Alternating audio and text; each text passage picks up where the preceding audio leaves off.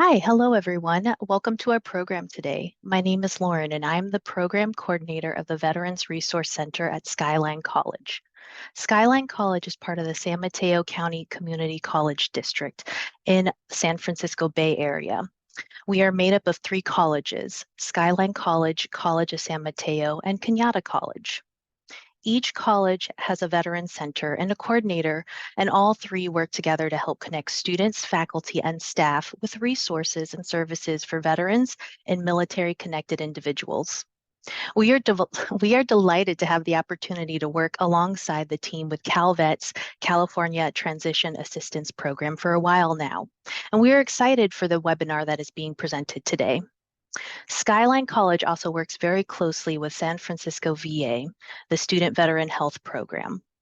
The Student Veteran Health Program provides assistance with enrolling in and navigating VA healthcare and other VA programs and services. Their team members are in various schools throughout Northern California. We are excited that you have the opportunity to hear about the wonderful resources today, and we hope there's something for everyone. And now I would like to invite the CalVet's CalTAP team to begin. All right. Thank you, Lauren. I appreciate that. Happy to be here today and working with you guys. Today is October 12th, 2023, and we are here for the Veterans Readiness and Employment Overview.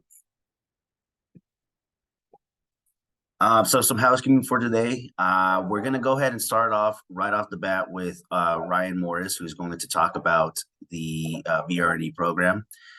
Afterwards, we'll have a quick questions and answers session where you guys can ask your questions for Ryan right away. Letting you guys know we are shutting down the chat.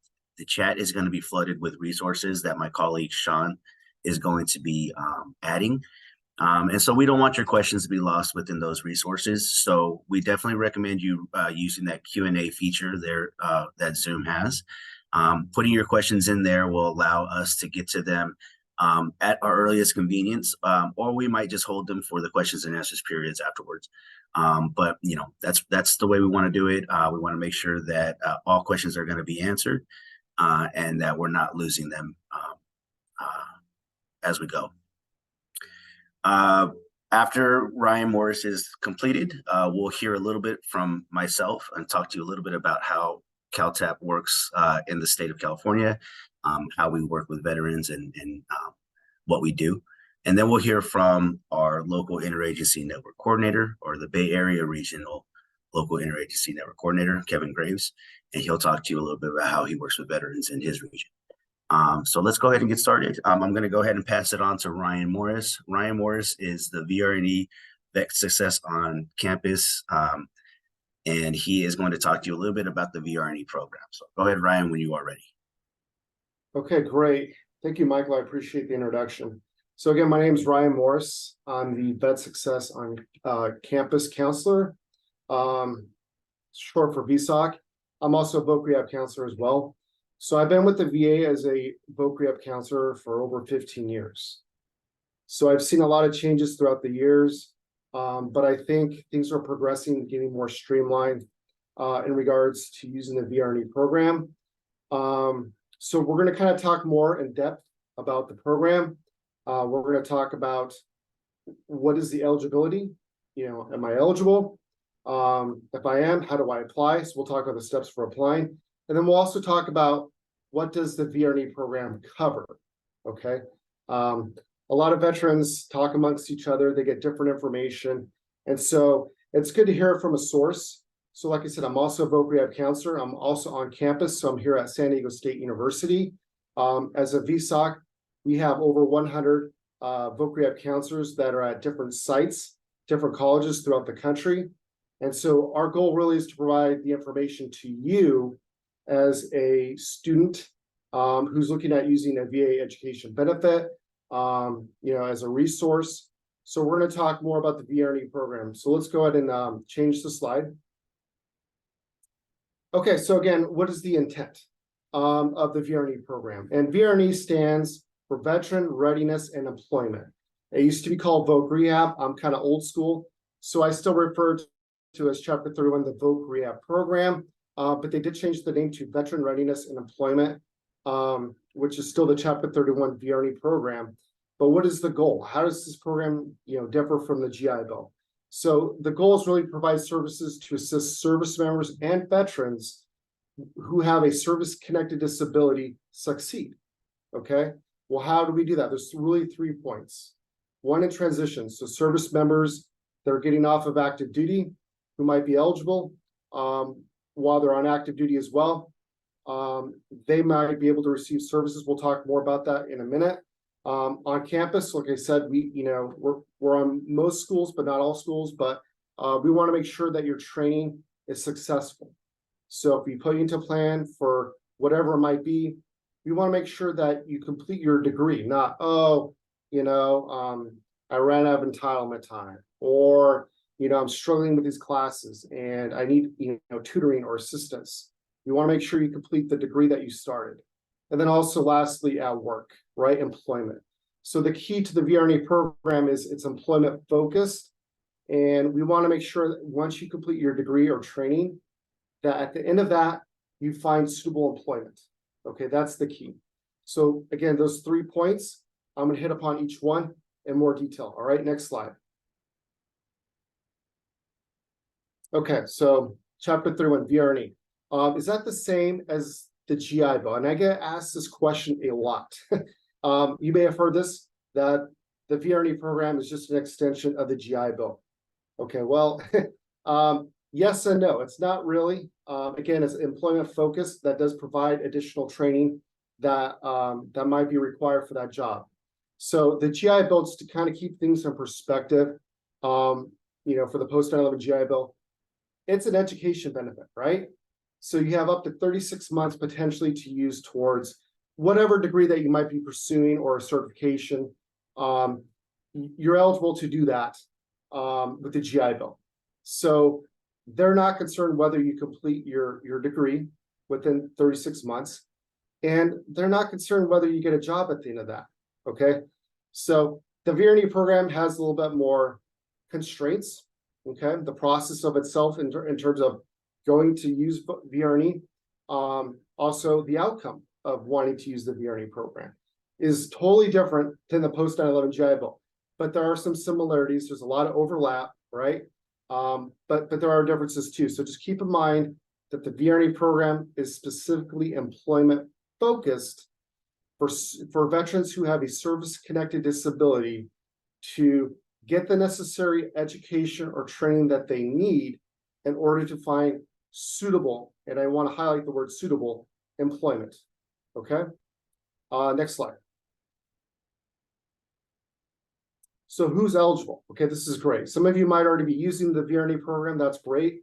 But for those who are maybe using their GI Bill or haven't really heard about VR&E, what's the process for me to potentially see if I can apply, or am I eligible? Well, number one, you have to have either an honorable or other than dishonorable discharge. So with the post 9/11 GI Bill, you have to have a straight honorable discharge, okay, in order to be eligible to use the GI Bill. But with folk rehab, there's a little bit of leeway with that. And so you don't have to have only a straight honorable discharge. We will find you entitled with other than dishonorable discharge. However, because it's a very specialized program, like I was mentioning, you have to have a service-connected disability rating from the VA of at least 10%. 10%ers are a special category in which if you only have a 10%, you have to be found entitled with an employment handicap. A serious employment handicap. 20% or higher with only an employment handicap. So I'll repeat that again. So 10%, you only have a 10% rating. You have to have something called a serious employment handicap, which means you have a significant impairment. 20% or higher, you have to have something called an employment handicap. An employment handicap means that you have some type of vocational impairment. Either you are not suitably employed, or you're lacking the necessary education or training to find suitable employment. So that voc rehab counselor that you'll be assigned to, they make that determination. But in terms of eligibility, am I eligible or not? You have to have at least a 10% disability rating for you to be eligible. And then once you meet with the voc rehab counselor, they have to find you entitled with either a serious employment handicap, if you're at 10% or 20% or higher, with an employment handicap. Okay, so I want to make sure that's clear. If you don't have a disability rating from the VA, please make sure you get on that. Or if you only have a 10%, that's fine. Again, you're still eligible, but you have to be found with a serious employment handicap to be entitled to that, VR&E program. Active duty service members, it's a little bit different. So I don't know if we have anyone who's still on active duty in the audience. But if you are at a medical board, okay, IDAS, and are potentially going to be medically separated, then while you're on active duty, you would be considered not only eligible, but also entitled, automatically entitled by virtue of being on a medical board under the IDAS system. Okay. Otherwise, again, like I had mentioned, you have to have a disability rating from the VA of at least 10% or higher to be eligible. Next slide, please. Okay, Chapter 31 benefit information. So, okay, well, how is it, potentially different than the post 9/11 GI Bill? What does this benefit cover? So it's potentially up to 48 months of entitlement time. So 12 additional months of entitlement time. So remember, the post 9/11 GI Bill is 36. Voc Rehab's up to 48 months. But here's the thing, if you've already exhausted, let's just say all 36 months of your post 9/11 GI Bill, and then you try to apply and get into the Voc Rehab program, am I going to be eligible to get all 48 months under Voc Rehab? Not necessarily. So what would end up happening is those 36 months that you had already used under the post 9/11 GI Bill would subtract from under the 48 months under Voc Rehab, leaving you with 12 additional months potentially. So any amount of time that you've used under the post 9/11 GI Bill, that subtracts from the 48 months under Voc Rehab. So again, you get 12 additional months on top of whatever time you have remaining under your post 9/11 GI Bill. So in a way, a lot of veterans think that it's an extension because you do get additional entitlement time. But again, we give you that additional entitlement time to make sure that those who have a service-connected disability get the services that they need in order to complete their training and then find suitable employment. So yes, you get additional entitlement time. The delimiting date, right? So typically it's 12 years from your date of discharge, unless you were discharged after January 1st of 2013, then there's no expiration date, right? It won't expire on you. Let's just say you want to apply for Voc Rehab 15, 20, 30 years from now if you choose. If you got out of active duty after January 1st, 2013, there's no expiration date, okay? Well, what else does it cover? It covers all your tuition and fees. So if you're going to a high-cost school, such as we'll say Stanford, USC, USD, we cover all those tuition and fees that are required for that school. But if it's a high-cost school, it may require an additional level of approval.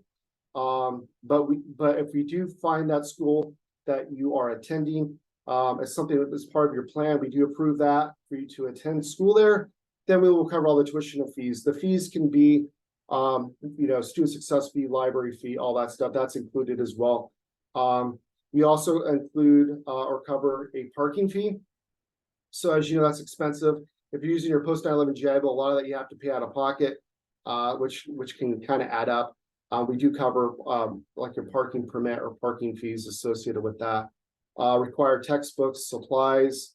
So you're not given a stipend like you are normally given under the post 9/11 GI Bill. Kind of figuring out what, books are super expensive. How am I going to, potentially pay for all my books and supplies when I'm only given a certain amount of, 500 one semester, maybe 500 in the next, up to $1,000, every year. That's not a lot of money, obviously. So whatever is required for your education or training, we will cover that.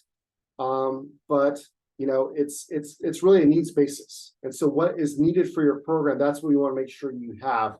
And so that's covered.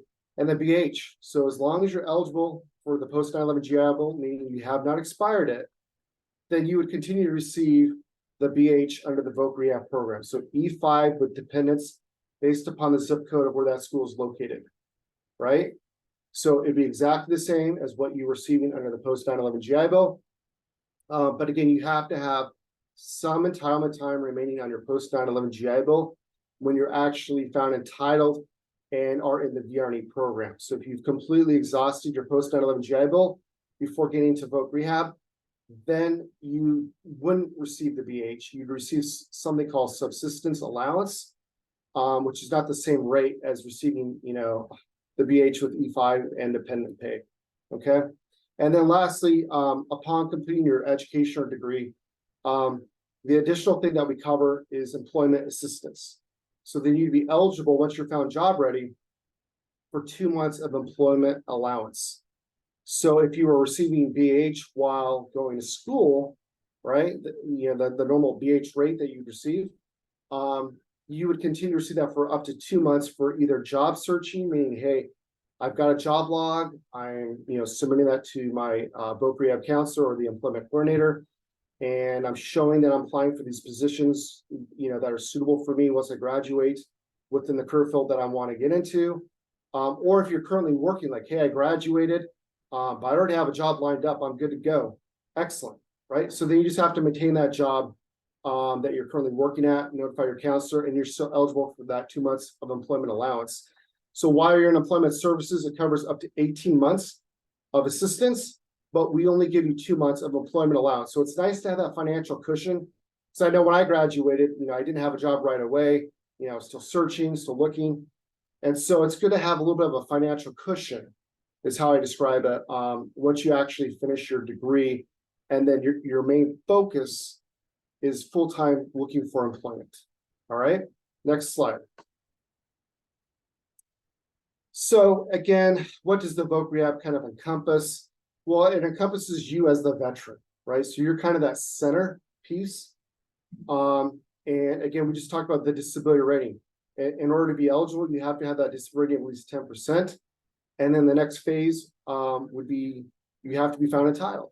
Okay, so remember, eligibility and entitlement are two separate, courses of action. You could be eligible, but not found entitled because maybe you don't have an employment handicap. So maybe somebody in here had applied to voc rehab, they were found not entitled. Well, maybe you didn't have an employment handicap, or maybe you didn't have a serious employment handicap that was, determined by that voc rehab counselor. And then the other aspect is, okay, well, what if I'm found entitled, but voc rehab's not wanting to support what I want to do because maybe it's not feasible.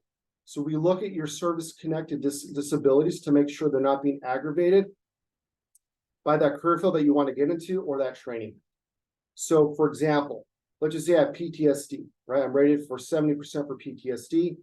And I want to go into law enforcement, and majoring in criminal justice, and I want to go to the police academy and stuff like that. My ultimate goal is to become a police officer. Okay, well, I'm rated at 70% for my PTSD. Is it feasible for me to go in that career field based upon my disabilities? Could they be aggravated potentially by working in that career field that's highly stressful? And it could aggravate my PTSD, meaning it'll make it worse. So we don't want to see that because, again, the goal of the program is to make sure that we find suitable employment for you or assist you, gaining suitable employment. But we have to be in agreement with your employment objective and your training objective. If it's not feasible and we're saying, hey, it's not feasible and we're not going to support that, then we have to take a step back and say, what direction should we take? Should we reevaluate everything? Because your disabilities are really going to determine whether or not you are considered feasible or not.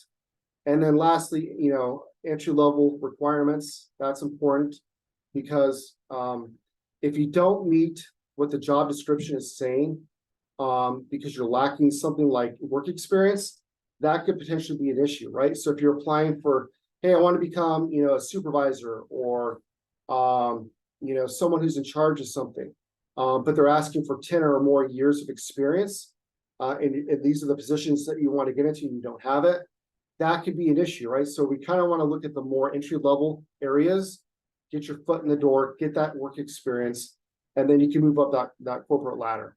Okay, next slide. So again, just kind of repeating the steps to voc rehab. It's an evaluation of your situation.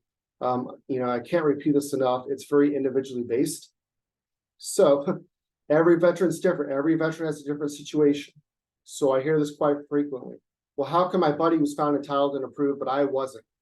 Okay, so remember, take a step back, reevaluate.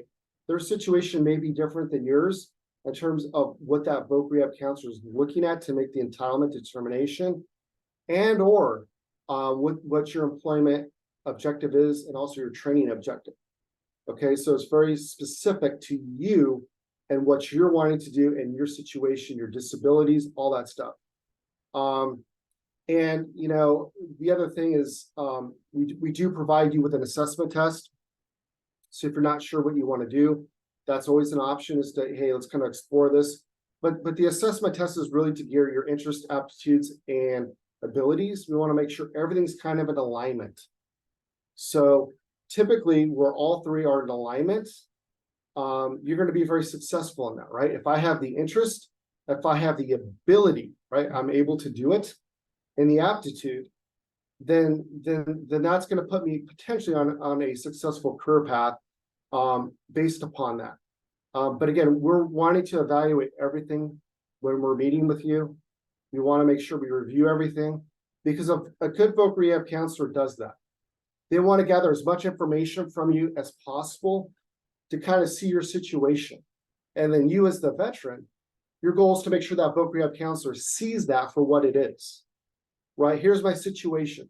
Let me describe my disabilities. Yes, I have PTSD, but here's the problems, you know, or issues that are affecting me. Here's the issues that are not affecting me, because it's very individualized. So like my back issues or my PTSD may affect me differently than maybe yours does. Okay. So kind of keep that in mind, is that you're having that open and honest communication with that voc rehab counselor, because they're wanting to put you into the right plan of action for what hopefully you want to do that makes sense, that's in alignment with everything. What we don't want to happen is we don't do our job of evaluating everything and reviewing everything, and we let things slide, and then you're down this path of, okay, I'm almost done with my degree, or you received your degree, and then, oh crap, you know, this isn't the right, you know, path for me to take. I wish somebody had told me sooner that you know, maybe this wasn't a good career for me to take, or degree to get, or maybe I need additional education or training.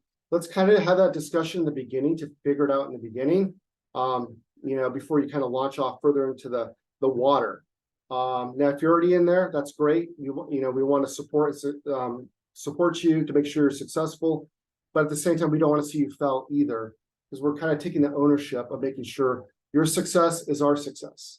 And again, the ultimate outcome is employment. Okay. So next slide. All right. So now I want to talk briefly about Chapter 36 counseling. It's known as PCPG, Personalized Career Planning and Guidance. So if you're like, okay, that's great, Ryan, but I'm still not really sure if voc rehab will support what I want to do, or I'm not quite sure what I want to do, this would be a good first step of action or course of action to, you know, potentially take, to figure things out, and then have somebody help you kind of create this roadmap of what you want to do. So what is the purpose of Chapter 36 counseling? It's really to make sure that you've identified, you know, any, you know, potential problems or barriers that may interfere with your academics or employment objectives. They will also provide you with an assessment test to determine, hey, you know, based upon your interests, aptitudes, and abilities, these are some potential career fields that you might want to explore.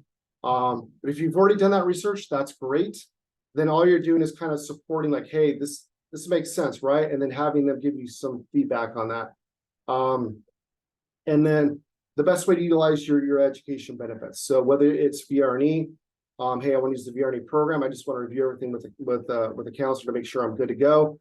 Or maybe VR&E is not the best course of action for you. Or, you know, what if I'm not found entitled to VR&E? What are my options there? So the goal of Chapter 36 counseling is to really identify what it is that you want to do, what education or training that you need.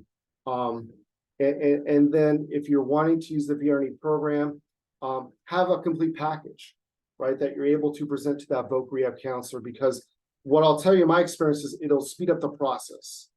It'll speed up the process of using voc rehab. It won't be as much of a back and forth situation between you and the counselor. Yes, I'll prove it. No, I won't approve it. you'll have talked to another counselor during Chapter 36 counseling to kind of review everything to make sure, hey, is this the right path for me to take? And now I'm ready to apply to the VR&E program, and hopefully they'll support my employment and training objective based upon that. All right, next slide. Okay, so eligibility for Chapter 36 counseling. If you're like, yeah, that sounds interesting, I think I might want to go the Chapter 36 route first before I apply to VR&E, just to make sure everything's good.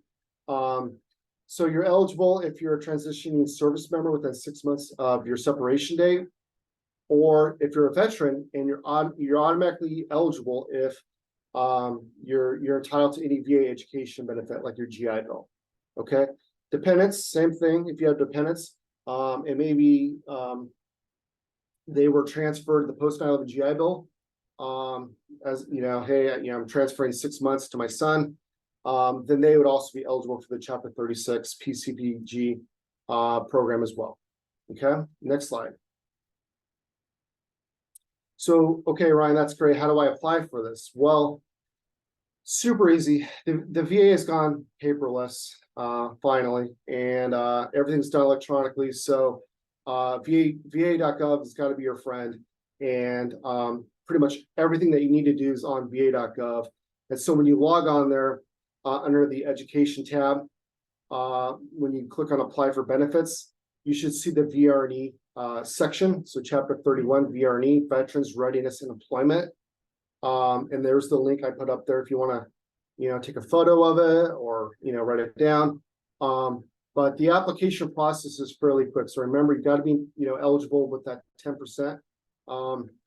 And what they'll do is they'll process your application. It's super easy to fill out. It'll take you like less than 5 minutes to answer some of the questions. When they process your application electronically, it's based upon where you live, where that application will be processed.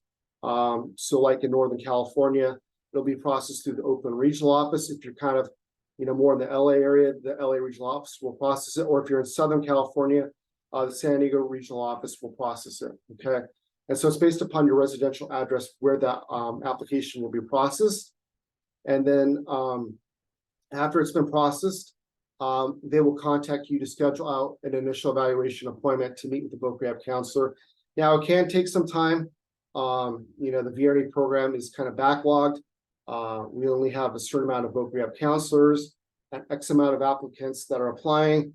So you can imagine, kind of the wait time on that is long, right? But it's a process, right? And so from when you apply to when you're scheduled out for the initial evaluation, you just want to make sure you have all your ducks in order, so that when they make that entitlement determination during that initial evaluation appointment, again, you're providing them with all the information that they're needing, so that once they find you entitled, okay, that's great. Now, hopefully they're in agreement with what I want to do for my career and also my training. And so that the information is provided to the counselor to speed up the process. Chapter 36, you could also contact a voc rehab counselor if you have one, or you could also do it online, va.gov under Chapter 36. Look for that PCPG tab, and you'll click on that as well. Okay, next slide. So kind of final thoughts and questions. I know it's a lot of information that I was kind of reviewing with you on these PowerPoint slides, but I really want to highlight some key areas. So remember, do your research into what you want to do at the schools, the programs. So if you've already started it, that's fine, right? But you want to make sure you're able to support and back that. Okay. So if you're like, I spoke to one veteran earlier this morning, and he's here at SDSU getting a bachelor's degree in criminal justice. Well, he wants to go on when he graduates onto law school to get his JD. So we kind of talked about, well, what schools are you looking at applying to? What is the cost? How long is it going to take to complete your degree? What is the labor market for lawyers? And so again, do that a lot of that research on your own, because then you could already provide that to the counselor and say, okay, I'll get back to you once I've done it. It slows the whole process down. Find out again, how long it's going to take to complete this training. A lot of veterans are like, well, how do I figure that out? Well, look at your education plan, look at your degree plan, contact the school, speak to an advisor there, get this information. And then also look at taking advantage of any scholarships. That's another key thing.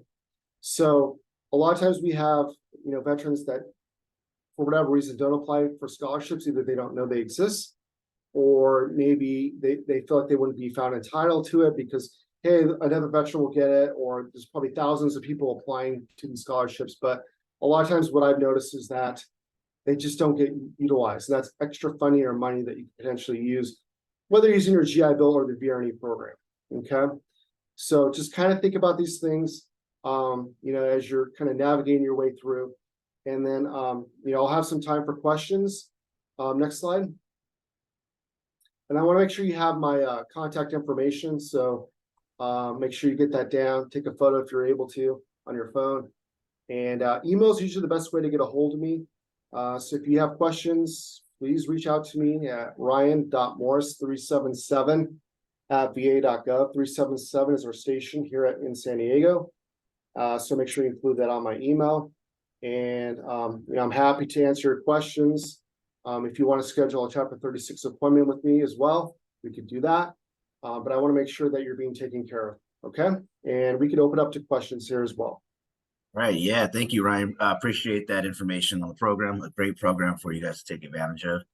It does look like we do have some questions that have come in. So I'm going to go ahead and bring in Sean. Sean is my colleague with CalTAP. And he's been monitoring the chat, putting the resources in the chat and checking out those questions. So Sean, how do those questions look? Anything for Ryan? Actually, there's a lot of great questions here. So let's start off with a question about someone who said that they had 12 months left on their post 9/11 GI Bill. And if they use the VR&E benefits, would they lose those remaining 12 months of GI Bill benefits? So no.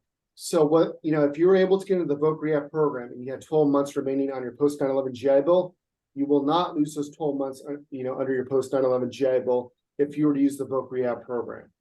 So so remember, it's under VOC rehab. You only lose entitlement time if you've already used your post 9/11 GI Bill, but the other way around, it's not the case. So whatever time you've used, for VR&E does not subtract from the post 9/11 GI Bill.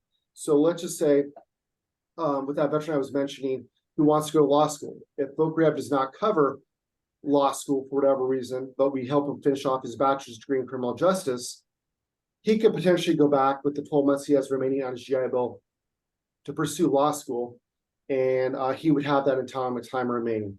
So remember, you only lose entitlement time under the VR&E program based upon how much time you've used under the post 9/11 GI Bill.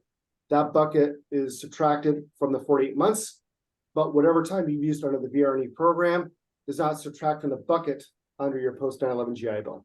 Okay. Thank you. And that kind of goes into the next question, which was someone asking about transitioning from Chapter 31 to Chapter 33 and then back to Chapter 31 again. So I feel like that answers that question as well. So the next question coming up is, if you are employed but interested in pursuing a different profession, could this program help to pay for you to go into something such as a master's degree? So again, we would have to evaluate your situation when we make that entitlement determination. So if you're currently employed, the question that VOC rehab counselor is going to ask you is that considered suitable employment that you're currently in. So like my profession as a VOC rehab counselor, I'm employed, but the question would be, am I suitably employed? And how they determine that would be my disabilities, right? If my disabilities are being aggravated by this work, then maybe this would be considered not suitable employment and I would need to be retrained in a different occupation. Now, master degrees or graduate level degrees, it can't be for, hey, I want to get a graduate degree because I think it'll help me get promoted, right? It has to be, I need a master's degree in order to work in this career field because it's requiring it. Like again, going back to me, as a VOC rehab counselor, I have to have a master's degree in VOC rehab counseling in order to work in this career field. So that would be a justification, not, hey, I want a master's degree because I think it looks good, or MBA because I think, it'll shine on my resume and I can get promoted quicker in this, position that I'm in. So it's got to be needs-based. And again, it's what is needed. And the voc rehab counselor has to make that entitlement determination if you are currently suitably employed or not suitably employed, and then what additional education or training that you might need for that. Thank you.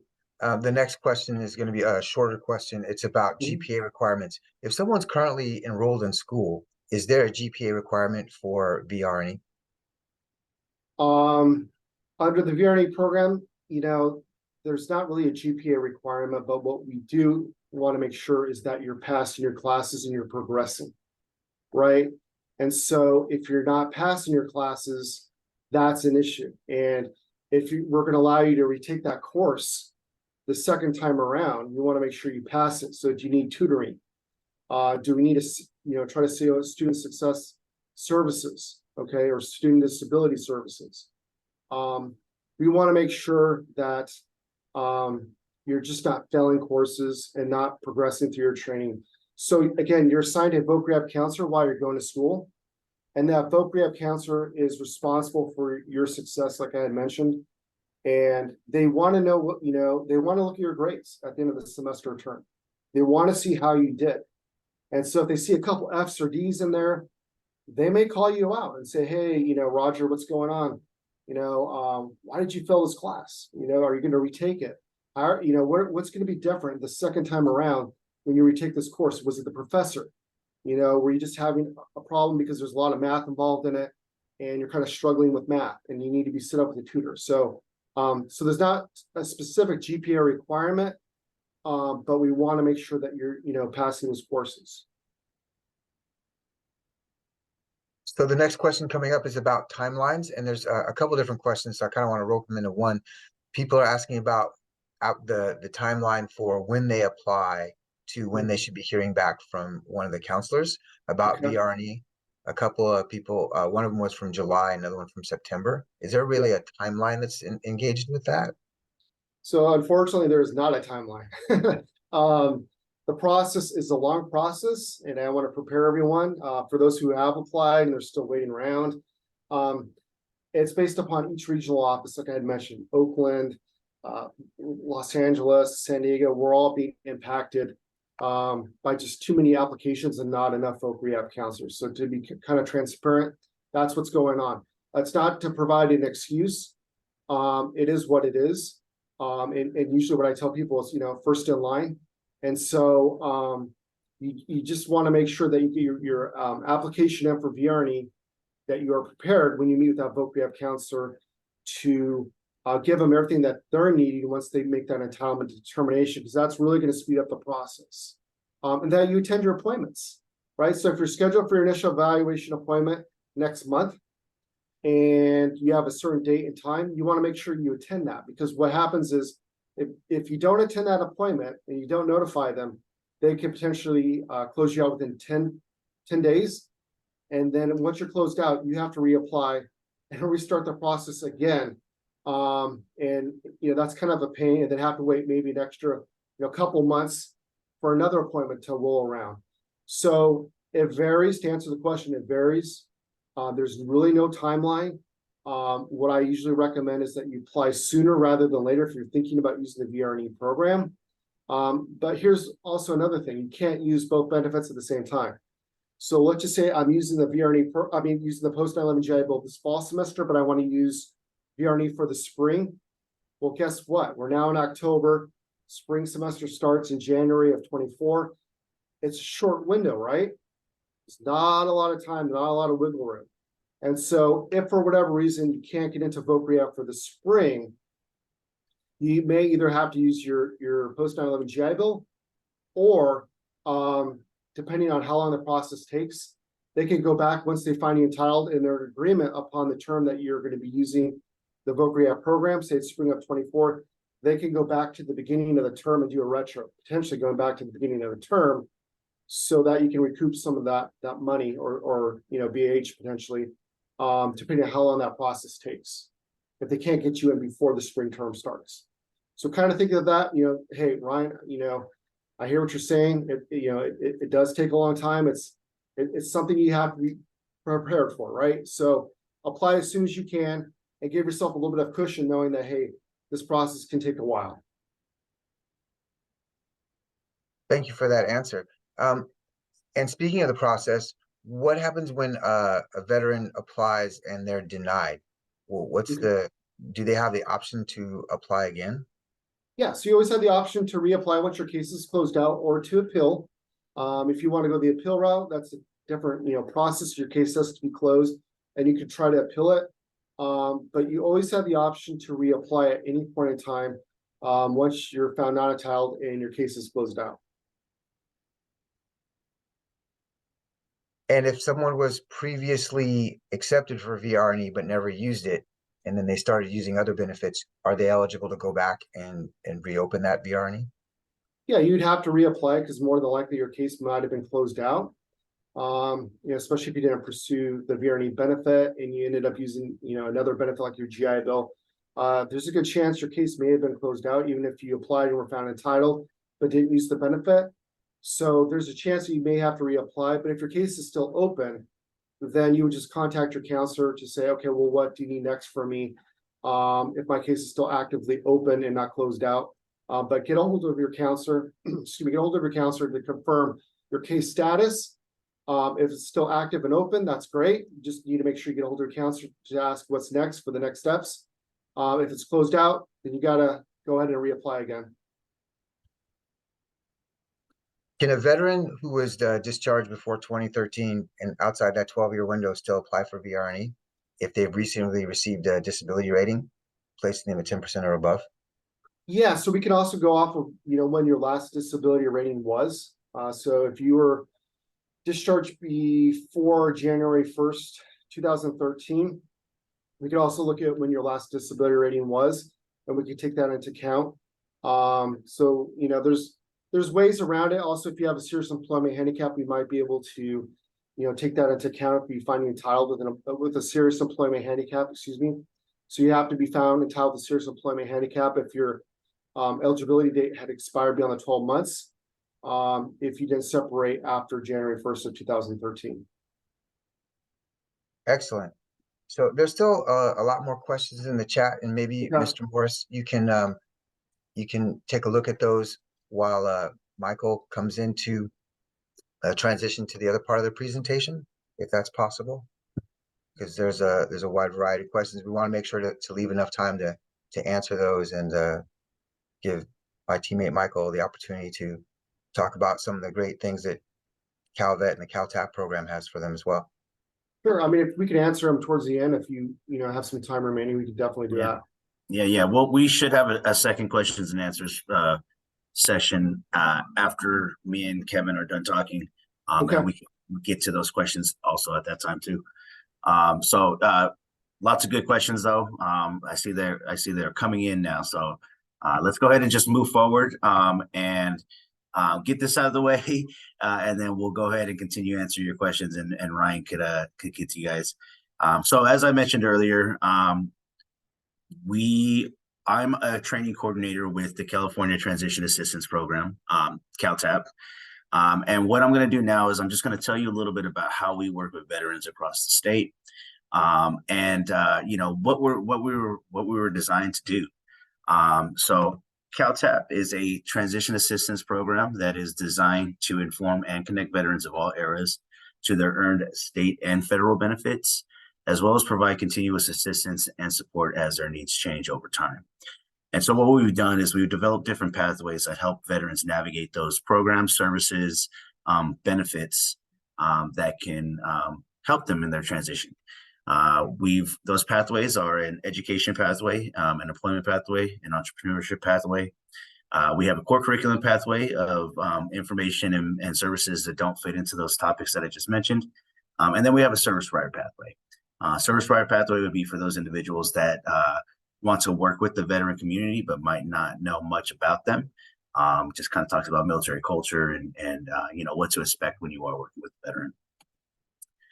This is the veterans resource book. So if this was a live session, you guys would each have a book sitting in front of you right now.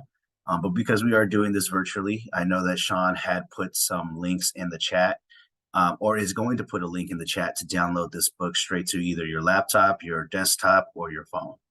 We definitely recommend keeping a copy on you at all times. Everything that we discuss when it comes to benefits and programs and services can be found in this book. It's going to talk to you about what that benefit is. It will talk to you about eligibility requirements for that benefit. Any kind of forms or paperwork that you'll need, they'll let you know what you need to turn in and who to turn it into. So I like to say it's like gold for veterans. Take some time to look through it to see what's out there for you here in the state of California. So how do you use CalTAP online? Well, if you go to our website, calvet.ca.gov, right there on the home screen, you're going to see the CalTAP banner that's circled in red. When you click on that banner, it's going to take you to our pathways page. And so I mentioned earlier, we have the education, employment, entrepreneurship, and core curriculum pathway. Any one of these pathways you click on, it will take you to a module section that kind of breaks down each pathway a little bit more for you. Before I do move on to that, though, I do want to bring your attention to the archives link that's down there at the bottom. Once COVID happened, we stopped traveling and we started doing webinars. All the webinars that we've done since 2020 have been uploaded on our website, along with, I believe you could still find the PowerPoints attached to them. If they're not attached to where you could download, you could watch the presentation and see what the PowerPoint was there. Check it out someday. Go in there, see what we've done. We've done webinars on mental health, distance learning for education. We've talked about financial literacy, lots of webinars on claims and compensation, and actually a lot of webinars on VR&E too. Take some time to look through what we've done. It's going to take you to our YouTube page, and all of our videos can be found there. This presentation is being recorded right now. Within a week or two, you should be able to find it on our website as well. So going back to the pathways, you click on any one of these pathways, they'll break it up into more detail. Clicking on the core curriculum pathway will talk to you about benefits, like understanding veteran resiliency. There's a module on VA healthcare. Claims and compensation is module 4 down at the bottom, which you can't see, but that's a financial literacy module. If you're just kind of curious what kind of benefits are available to you here in California, you can always click on module 5. Clicking on those modules takes you to a page where they list all the benefits, and you can click on whichever benefit you want to know more about, and it will give you a PDF copy of that information. So what are some of those benefits? Well, one of the main ones, and you'll actually get to hear from a link today. The main one is going to be a link, a local interagency network coordinator. This is a huge resource for veterans across California. We have 8 different links in 8 different regions of California. And these people are kind of like the liaison between the community resources and the federal and state benefits. So I'm not going to step on Kevin's toes too much because he's going to come up and talk after I'm done.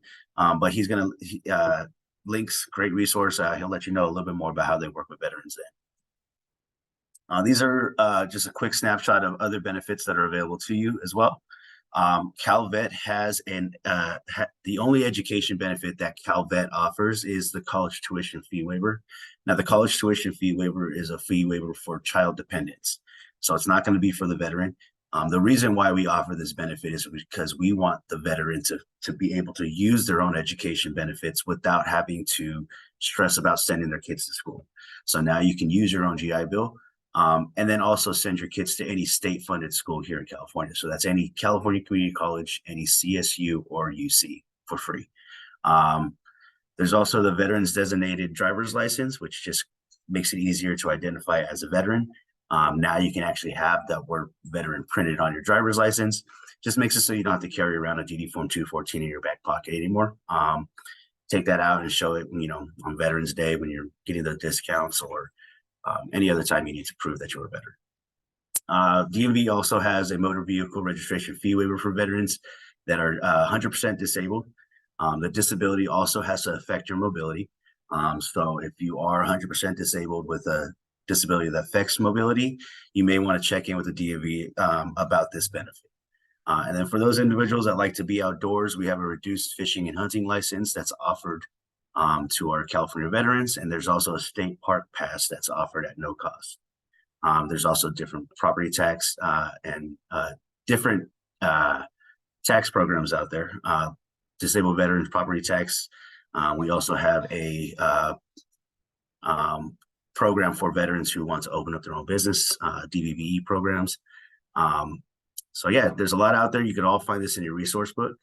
On the other side of this list, these are the different divisions that are housed within Calvet. So if you think of Calvet as an umbrella, all these divisions fall underneath that umbrella. So we have a home loans division that's different than the federal VA home loans program. Our Calvet home loan makes it easier for veterans to get into homes here in California. We also have a division for our women veterans and our minority and underrepresented veterans. These programs offer advocacy, outreach, and support to those individuals. And then for our veterans who are looking for homes for long-term care or are looking into services like cemetery services or burial services, Calvet also has departments for those as well, or divisions for those as well. Take some time, look at our website, get familiar with the resource book, see what's out there. And if you guys have any questions about these benefits, please feel free to reach out to either myself, Sean, or Kevin, and we can definitely help you out with getting in contact with somebody who can help you take advantage of these benefits or give you more information about the benefits. So before I move on and finish this part off, I want to just bring you, just show you some common websites that we think you should be familiar with, not just as a California veteran, but as a veteran in general. The VA is going to be the main one. I like to think of the VA as like a va.gov. I like to think of this website as like a hub for veterans. So whether you're looking for information about the VA healthcare system, you want to file claim, disability claim, you are trying to take advantage of education benefits, or even just view your records, this is the website you'll come to. As students, you guys might be familiar with e-benefits. I think e-benefits, you could still use it for some things, but for the most part, they're phasing out that website and sending all student veterans to this website. So just get familiar with it, see what you could do on it, and just know that eventually this is going to be where you guys go for everything. This is what it looks like when you're signed in to va.gov, kind of just easy to navigate if you need to. And then this is another website called My Healthy Vet. This is for those veterans that are taking advantage of the VA healthcare system. A really cool website that allows you to view your healthcare, your records, communicate with your primary care physician, and even set up appointments with them, and also refill prescriptions. So if you're interested in keeping in touch with CalTAP, you want to know more about the benefits or the live events that we're going to be hosting, feel free to provide your non-DoD email address to the CalTAP inbox. It is checked daily. When we get that email, we'll put you on a mailing list, and you'll get sent a weekly newsletter that talks about our different webinars coming up. And I believe we have a quarterly newsletter from the division that just talks about other outreach opportunities that we'll have, within that first quarter of the year or second, whatever. You can always go to our website and register for My Calvet. Just kind of what that will do is tailor the information more to your interests and what you need. And then there's our social media pages. So check out our Instagram, check out our YouTube page. I believe we have a Twitter, or no, Facebook. I'm sorry, we have a Facebook. So check those out, see what we're doing. Most of the videos that we do record are also posted on those websites too. And then also just attend our webinars. We used to have an Eventbrite page, which made it easy to find the webinars that we're going to be hosting. However, we're moving away from Eventbrite and going to Constant Contact. So what that means is if you do want to know more about the webinars we'll be putting up within the next month or two, you'd want to provide your non-DoD email to that CalTAP inbox so that you can stay up to date with what's going to be going on. And then finally, we have a survey. The survey is not necessary, but if you want to take some time to fill it out today, let us know what we did well, what we could work on in the future. We'll definitely take those into consideration and try to make this a better experience for you guys in the future. So this is what my calvet looks like. You log on every single page you go to on our website. You'll find the login and registration button right there on the right hand side. Logging in or registering is, like I said, will just tailor the information on the website more to your interests. Makes it easier for you to find information that you need. This is an old version. Actually, I think this is probably what our newsletter looks like now with constant contact, I believe. And so, like I said, you're going to get information about the different webinars we'll be hosting throughout the month. And then they'll also let you know about the different service providers that we're going to be working with those in those webinars. So that's my contact information. If you have any questions about CalTAP, you need some resources or want a copy of this PowerPoint sent to you, feel free to reach out to me or Sean. We could definitely do that for you. And my contact information will be up at the end of this presentation as well. So I'm going to go ahead and move on now to Kevin. Kevin Graves is the Bay Area Local Interagency Network Coordinator, or LINC. And he's going to be able to talk to you about how he works with veterans across his region and what they do. So go ahead, Kevin, when you're ready. I am ready.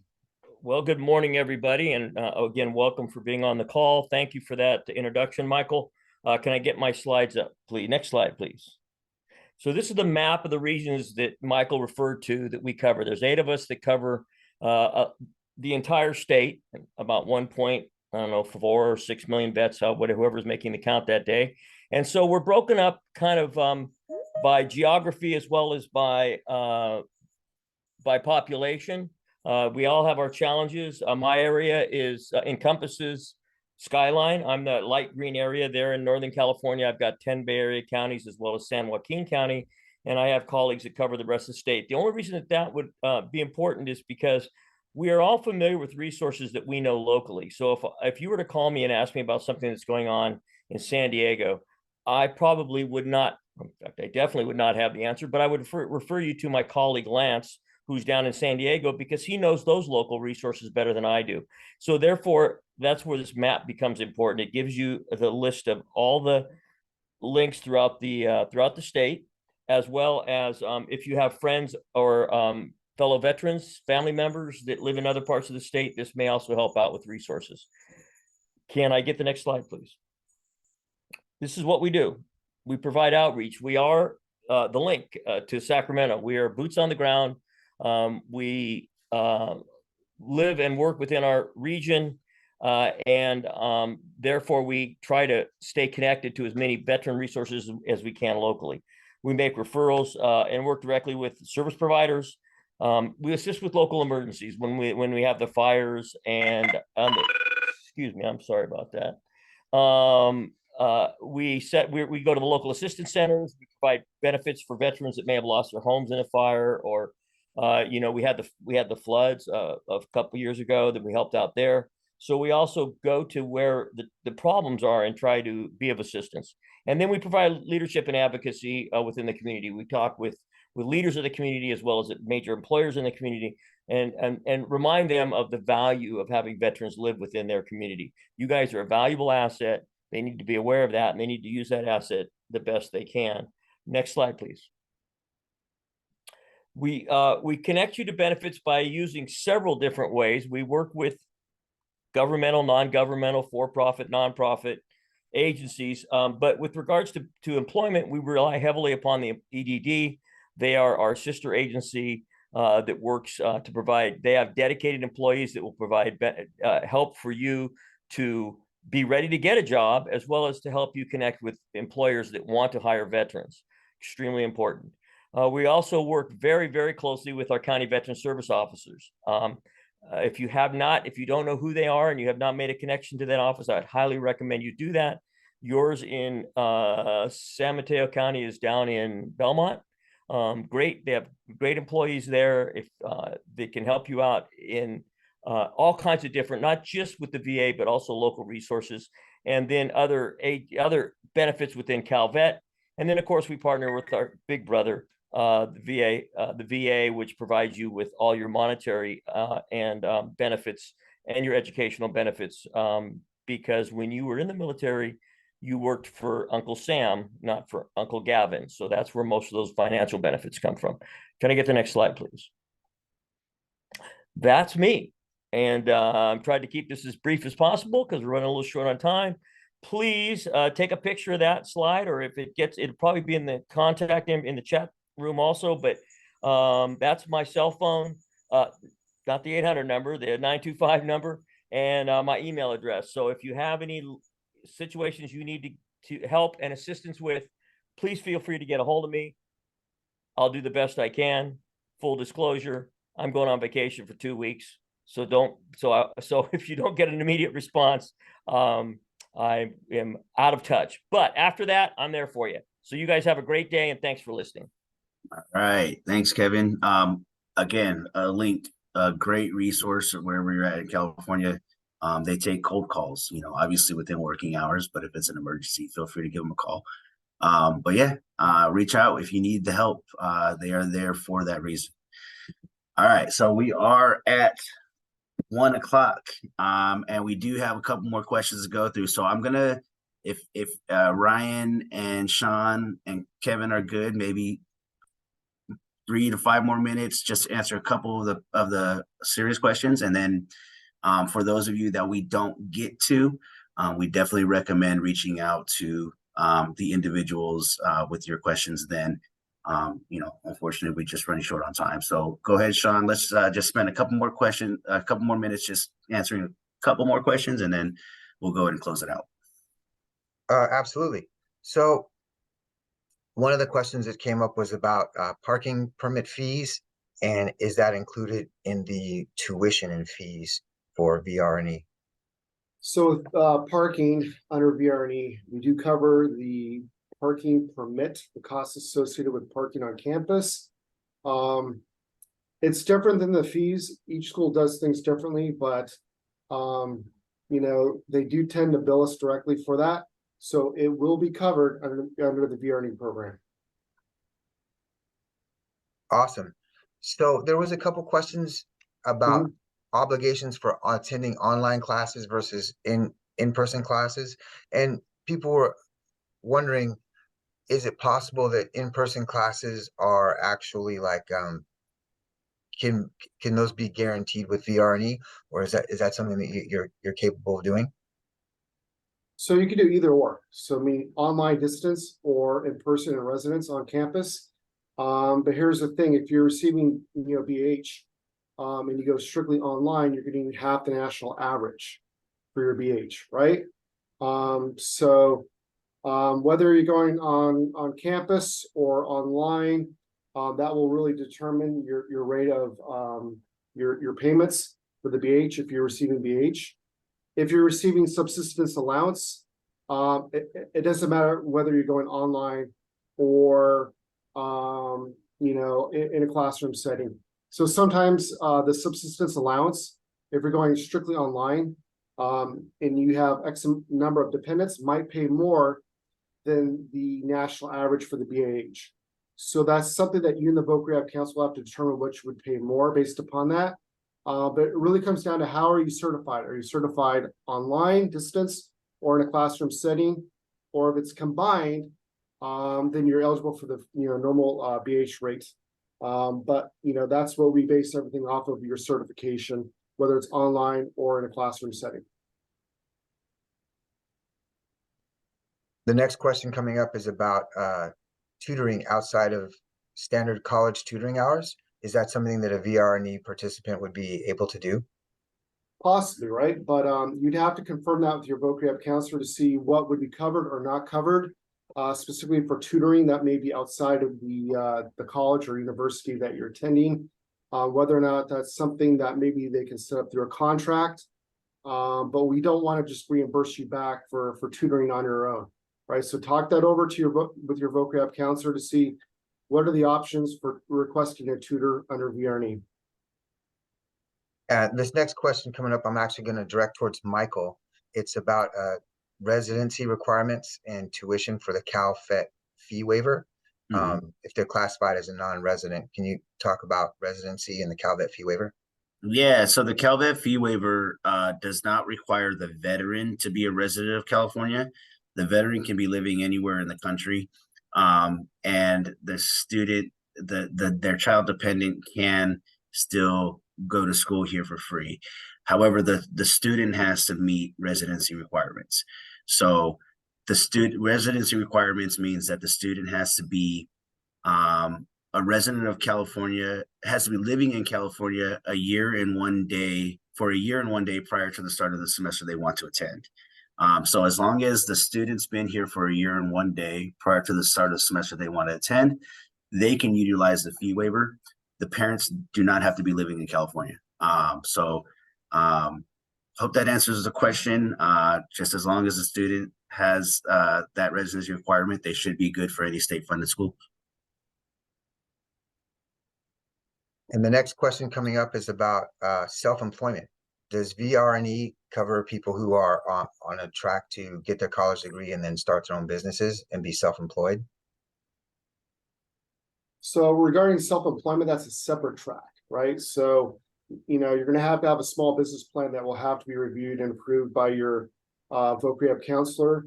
So it is an option under VR&E, but it's a specialized track for self-employment. And again, you need to have a business plan to review with your voc rehab counselor to kind of discuss, the costs and stuff that is associated with owning your own business. So again, that's something I'm going to highly encourage you to discuss with your voc rehab counselor if you want to go the self-employment route. Okay. Excellent.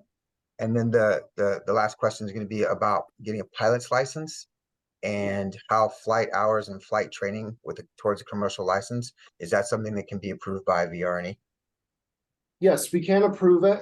But you're going to have to pass a flight physical, and your counselor is going to have to make the determination if that's a feasible career option for you to become a pilot, based upon your service-connected disabilities. You're going to have to get your flight hours in, get your civilian pilot's license. But that is something that we can potentially cover. But again, you're going to have to justify that to your voc rehab counselor that, it's a suitable occupational goal for you to become a pilot that won't impact your service-connected disabilities, and that you get the necessary training or flight hours that you need to become a commercial airline pilot. Thank you with that. And Michael. Yeah. That brings All us right. to, Yeah. So it looks like we are at 1:07. So we're gonna go ahead and close it out now. I do see we do have a couple more questions in the Q&A session. Please reach out to Ryan, myself, or Sean, or even Kevin if you need to with those questions. We definitely want to answer them. Unfortunately, we only had an hour today. So we're going to go ahead and move on. The last couple of slides are just kind of showing you what we're doing for the upcoming month. If you do want to check out some of our webinars, these are a list of live and virtual events that we're going to be hosting for the rest of the month of October. If you do see something that you like, feel free to email us. Like I said, we're moving away from Eventbrite right now. We're still trying to figure out how we could give this information to our California veterans. So, if you see something on this list that you want to view or, attend, you can always email us and we can let you know, how to get into that webinar or where you need to go for that live event.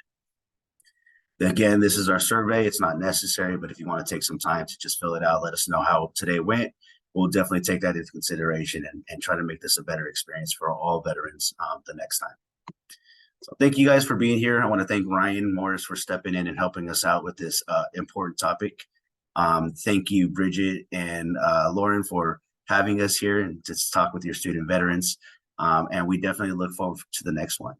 If you guys have any questions, feel free to reach out. That 1-800 number is going to ring either mine, Sean, Kevin, or any one of the other TCs or Link's phone. So feel free to reach out if you need to. And we check that CalTAP inbox on a daily basis. So thank you again for being here. And we will see you guys at the next one. Goodbye. Thanks, Michael. Thanks, Ryan. Thanks, Sean. And thanks, Lauren. All right, thanks, Bridget. Thank you to everyone. And for those of you who may have missed it, there's a PDF copy of the PowerPoint slides with everyone's contact information in the chat. Feel free to download that before we end the event.